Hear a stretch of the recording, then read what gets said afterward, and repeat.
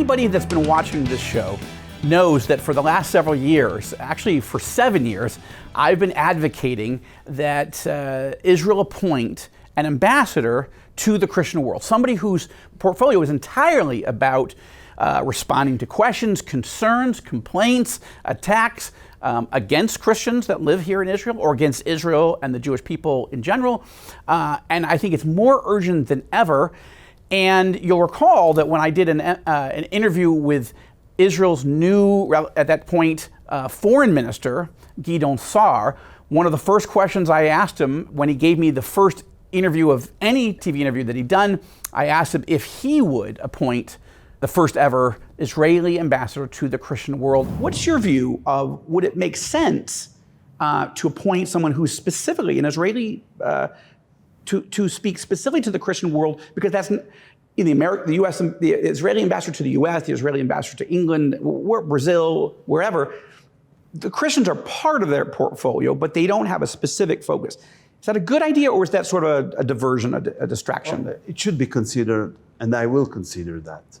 But the most important thing is to understand that Christian believers are a natural allies and supporters of the state of Israel, and can be a great asset in our struggle for our rights. And that has now been done. Good evening and welcome to the Rosenberg Report. I'm very happy to report to you that just in the last few weeks, Foreign Minister Gideon Sa'ar has made that appointment in full support and cooperation with Israeli Prime Minister Benjamin Netanyahu. This is encouraging because there are a lot of attacks coming from multiple directions against Israel, and there's a lot of confusion in elements of the Christian world. And today we have Ambassador George Deek. He is the man that's been appointed to this job, and this is his first television interview in his new role. Ambassador George Deek, welcome to the Rosenberg Report. Thank you for having me, Joel. Now, you and I had not known each other except by Twitter, which maybe is enough in this digital age. You and I had been following each other, and I was intrigued with your role. 18 years you've been a diplomat. Last 6 years in a very challenging environment. Israel's ambassador to Azerbaijan, Israel's only Shia Muslim ally located in Central Asia. Really challenging assignment in a time of war between Azerbaijan and Armenia. So good job in representing Israel during this. Well, let's just get started. Why were you appointed at this particular moment? We say, right, in the Jewish calendar, why is this night different from all other nights? After 7 years or so of various people, not just me, advocating for this role, here we are. You're actually this first ever in the history of Israel, the ambassador to the Christian world. Why now, and why you? Israel respects and has good relations with all community and religious communities in it and outside of it. But we do have a special relationship between us and the Christian world. We share the same values, the same commitment to our civilization and to the core beliefs that we hold. And because of that, and because of the deep friendship that existed always between Christians and the state of Israel, I think it was the right decision right now by Minister Sa'ar to give a special emphasis and to give a special strategy to building and in many ways reinventing our relations with the Christian world. The first thing I think that I should do in this position is just to say thank you. Christians around the world, in the US in particular, but around the world, I've been to Nigeria 3 years, I've seen the support of Christians there to Israel, have always supported Israel. They stood with us when we were weak, they stood with us when we needed help, they stood with us when everyone else did not stand with us. And we deeply cherish and are grateful for this support. And with this support, we were able to build a country that is strong, a country that can and is willing to defend itself, a country that is resilient, a country that loves life. You know, Israelis bring more children to the world than any other country in the OECD, above the replacement rate. Our economy is thriving throughout the war. In the past 3 years, our economy has hit new heights that were never seen before. We are the strongest ever versus the dollar, our currency, the shekel. So we're a strong and prosperous nation. So I think the decision to appoint me at this point is because it's time that we upgrade our relations with the Christian world to a new level. What does that mean? First of all, we want Israel, because it is the outpost of the Western world in this region, defending our Judeo-Christian values, to be the place where Christians can feel safe to come and visit the Holy Land. Israel is the guardian of the holy places. Israel is the guardian of Jerusalem and of Nazareth and of all the holy sites. So we want every Christian to come and connect to the Bible, to the Scripture, by actually visiting the real sites where Jesus walked, where he preached, where he talked, where he made miracles. So we want them all to come here. Amen to that. And I just want to say on that note that the ambassador and I and my wife and several of our team from All Israel News just had lunch together. And I said, listen, as we prepare for this Epicenter Summit that All Israel News, TBN, and the Joshua Fund will be hosting on April 7th, 2027, we would love, Mr. Ambassador, for you to address the audience and the evangelicals and other Christians that come. And I want to encourage you to go to joshuafund.com, and you can learn all about the summit, the Epicenter Summit, and all about the Joshua Fund Tour, where we'll be bringing, Lord willing, hundreds of Christians to this summit and to tour the land and to meet the ambassador. And we're encouraging, if you want to sign up for that, we'd love, all the details are there at joshuafund.com.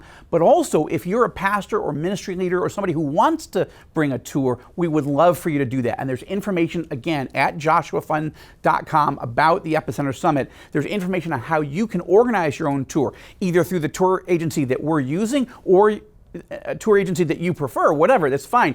The point is, you can start to plan, organize, and bring people, but you need to make sure you register and get tickets for your group if you want to come. And I want to encourage you to do that. We took a pause on talking about all this during the intensity of this Operation Epic Fury, Operation Roaring Lion. But I'm encouraged by your message because it's beautiful. And I think that people are just beginning to think, all right, now we're probably past the worst of the war. Certainly by next April, things will be quiet and secure, and it'll be time for Christians to come back. Absolutely, and I look forward to meeting everyone coming to the Epicenter Summit, and I think it's going to be a great opportunity to launch that new chapter that we really hope to see come to fruition. Today, and for the last several years, all across Israel, thousands of children have been living in fear. As missile attacks have continued and frequent sirens have created havoc in daily life, these young souls are carrying invisible wounds, trauma, anxiety, and deep emotional distress. We see the fear and trauma, and we know something else. Children can heal, but they can't do it alone. For years, Shiloh Israel Children's Fund has been on the front lines, providing life-changing therapeutic care to children affected by war and terror. From trauma counseling to art, music, and animal therapy, their programs are designed to restore hope and rebuild young lives. But today, the need is more important and urgent than ever. Many families have been displaced. Children have been cut off from stability, from routine, from safety. And that's why they're expanding one of their most important and critical initiatives, mobile therapy units, bringing professional care directly to the children wherever they are.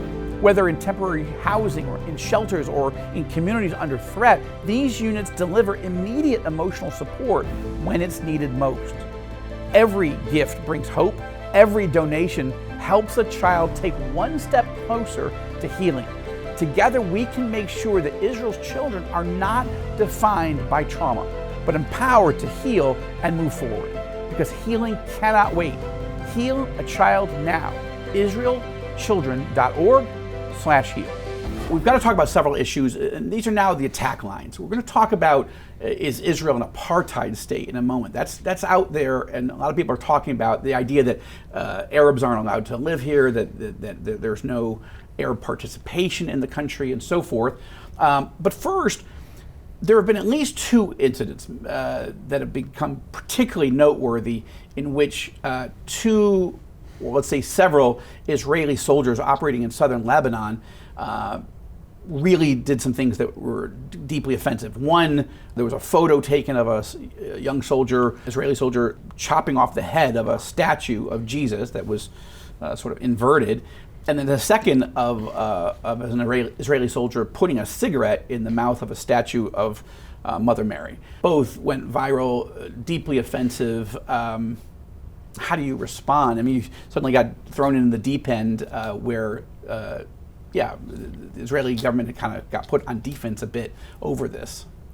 The response is very clear. We don't believe in cover-up. We don't believe in covering this kind of incidents. This is completely unacceptable. This is abhorrent behavior by these soldiers. The incidents were immediately condemned by every level of government, from the prime minister to the foreign minister and others, immediately at that point. So there's no room for any disrespect towards religious symbols of any religion, not just Christianity. What action was taken against these soldiers? So punitive measures were taken. The soldiers that desecrated the cross has been sentenced for over a month in prison, and he's also taken out of duty in the military. He will no longer be able to serve in the military. In military forms, this is very severe punishment. The other soldier, the incident just happened a few days ago, or it was actually published a few days ago. So it's now being under judicial review in the military ranks, and he will also be severely punished. And I want to say, a lot of people use those incidences to attack Israel as if Israel does not protect Christian sites or Christian people living here. I'll just say it very quickly. First of all, I'm thankful for all the people who show a lot of empathy and a lot of sympathy to Christian presence here. Mm-hmm. And if that criticism makes us become a better society, and if that criticism brings us to a place where we take more responsibility for these incidents to make sure that they never happen again, mm-hmm. that's great. But I have to say, as a Christian, that's an important point. You're the first a Christian, I think, ever appointed as an ambassador previously. Now you're the first ever envoy to the Christian world, but you are a Christian. You were raised in a Christian home here in Israel. You're a native Israeli. Your family goes back like 400 years. We'll get more to your background in a moment, but this is you. It's not just something you're talking about. I grew up here as a Christian, and the Christians in the Middle East are the ancient Christians that lived here since the times of Jesus. And right now, Christians in the Middle East are experiencing ethnic cleansing. The Christians are being driven out from anywhere from Mosul to Malula, from Baghdad to from Kabul to Istanbul, and from Baghdad all the way to Africa. In other words, in the Arab Muslim world and even in Iran, Christians are under tremendous persecution and are being cleansed out. ISIS was actually engaged in genocide against Christians in Iraq, in Syria. But here in Israel, it's a totally different story, even though Tucker Carlson and others try to say that Christians are worse off here than in the Arab and Muslim world. So, in all those places, Christians are being persecuted. Throughout the Middle East, Aleppo, which used to have 250,000 Christians, is down to less than 50,000 today. In Mosul, in Iraq, barely any Christians are left today. And we have seen the diminishing, the shrinking of the Christian presence throughout the entire Middle East. That's happened in Bethlehem as well. When it went under Palestinian authority control, the number of Christians plummeted as Christians just left to Europe or the Gulf or America. So as a Christian, I pray that those Christians and the real persecuting, not the desecration of a cross, but the taking of lives and dignity of people, would get the attention that it deserves in comparison to the attention we're getting to incidents here in Israel.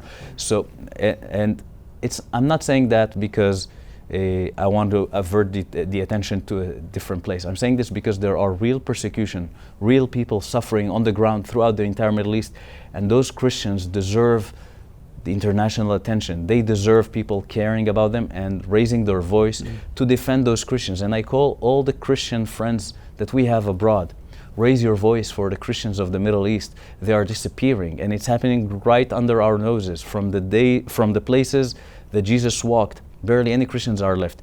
And in fact, there's only one exception to that rule.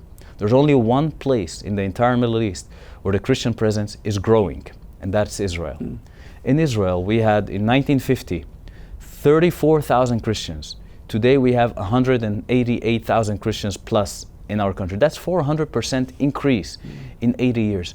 Christians in this country are not just surviving, they are thriving. We are part of the decision making. There are Christians anywhere from the academia to the military to diplomacy to business to government. In every field, they are innovators, they are part of our high-tech nation. We are part of this society. We make this society what it is. And in fact, Christians in Israel, people don't know this fact, but Christians in Israel are the most educated community in the country, more than the Jews. Really? Yeah. We are the most employed. We have the lowest number of unemployment in the country. And we have some of the best schools with the Christian schools, the best grades for the baccalaureate, like the graduation from high school. So Christians are thriving in this country. We have opportunities like everyone else. We go to the Technion, we go to the Tel Aviv University, the MIT of Israel, and succeed in innovation and in business. So this is our reality. We must do everything to make sure that those voices who are criticizing Israel do not destroy the only firewall standing between Christian presence in the region and the terrible fate that the rest of the Christians in the region have faced, and that is Israel. Your family is from Jaffa. In English translations of the Bible, it would say Joppa. This is where Jonah set out to avoid God's call to go to Nineveh. Right, he headed towards southern Spain, Tarshish, Jaffa. We also say Yaffo in Hebrew, but this is where Peter was taking a nap and saw the vision from Jesus and was sent to go reach the Gentiles with the gospel. So this is your home turf. This is where you were born and raised. This is where you live now. Yeah. And how far back can your family trace its roots just to Jaffa, not just to the land of Israel? We have roots in Jaffa that go back almost 400 years, documented with baptisms and marriages certificates. So we can go all the way back to, in Arabic it's called Sam'an, which is Simon Deek in the early days. Wow. So this is, it's basically my town. I've been from there for 4 centuries. So I come from an Arab Christian family that has lived there. My family have gone through a lot of difficulty throughout history, you know, as Christians in this land under Ottoman rule and Islamic rule before that. Life was not always easy, was not always comfortable. There's a lot of discrimination and persecution. And also in 1948, when Israel was established, my family fled all the way to Lebanon with the rest of the Palestinian refugees. And my grandparents came back with a baby that was born in Lebanon. Why did they come back and settle here? Well, it's a long story, but basically my grandfather, before the war, he used to work for an electricity company called Rosenberg. It was owned by Jews, and he spoke Yiddish. So when the war was over and everyone understood that the Jews are here to stay, then all the rest of his family tried to seek their future elsewhere. Some stayed in Lebanon, some are now in Jordan, in Syria, in the US, in Canada, Australia, and elsewhere. But my grandfather wanted to come back because he knew that the Jews were not his enemies. They could be his friends. So he took the long walk with a wife and a baby alone. All his family was... You said walk? Walk. From Lebanon? Absolutely. Back here? Everyone thought he was completely insane. And he came all by himself, just with a wife and a baby. They were in their early 20s. And they walked all the way back. My grandfather was even arrested by the Israeli police when he entered the land because he was illegally infiltrating the country. And my grandmother went knocking on the National Israeli Electricity Company, which is the transformation of the Rosenberg company where he worked. So she knocked on the doors. Who knows George Deek? I'm named after him. So finally she found his friends from there, and they not only took him out of jail, but they also gave him his old job back, making him the first Arab to ever work for the Israeli Electricity Company. Wow. And the reason I'm sitting here with you as an Israeli ambassador and not a Palestinian refugee from Lebanon is because my grandfather had the courage to take a decision that was unthinkable to others, to come live among those who were supposed to be his enemies and to make them his friends. Wow. It is such a good... It's so encouraging to me that you have this role, especially because you were already an ambassador for 18 years, or a diplomat, and you become an ambassador to a Shia Muslim country, representing Israel. I think all that history is good. I would think you probably didn't want during that time to be specifically an Arab Israeli or specifically a Christian Israeli, just an Israeli who's doing the job of representing the country. But I think this is an amazing moment for such a time as this, to quote the book of Esther, And I really appreciate you spending time with us here on the Rosenberg Report. And we're looking forward to following you, reporting on you, and following up with other interviews. I'd love to interview you in Jaffa, your hometown. You're most welcome. Here in Jerusalem, and we'll walk the cobblestone streets. And we wish you well. We are praying for you in this new role. It's a very important role. And I'm encouraged by the seriousness with which it's being taken, not just by the foreign minister, whom I know and appreciate, but also by the prime minister, who I know and appreciate. This is the right time. Amen. Thank you for the opportunity.